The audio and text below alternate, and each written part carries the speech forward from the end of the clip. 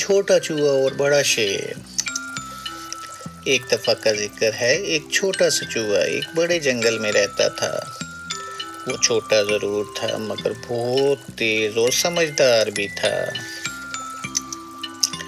جنگل کا راجا ایک بڑا شیر بھی وہیں رہتا تھا۔ چوہا اور شیر کی پہلی ملاقات۔ ایک دن شیر گہری نیند میں سو رہا تھا۔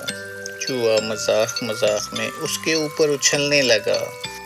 شیر جاگ گیا اور زور زور سے گڑایا، بدتمیز چوہے، تم میری نیند کیوں خراب کر رہے ہو؟ چوہا: معاف کر دو شیر بھائی، میں نے مذاق میں یہ کر دیا، مجھے جانے دو۔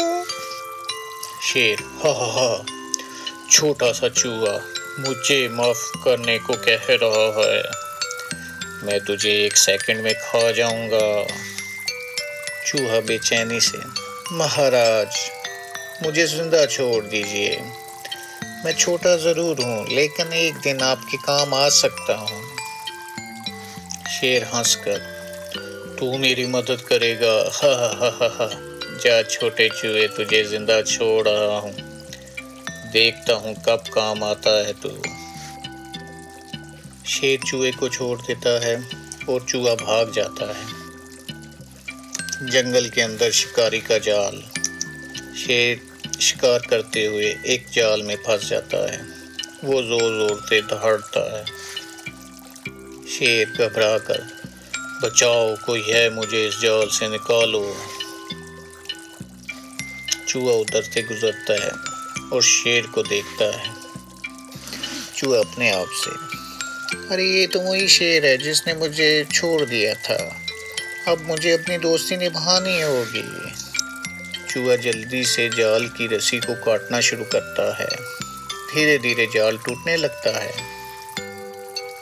شیر حیران ہو کر: ارے چوہے، تم یہ کیا کر رہے ہو؟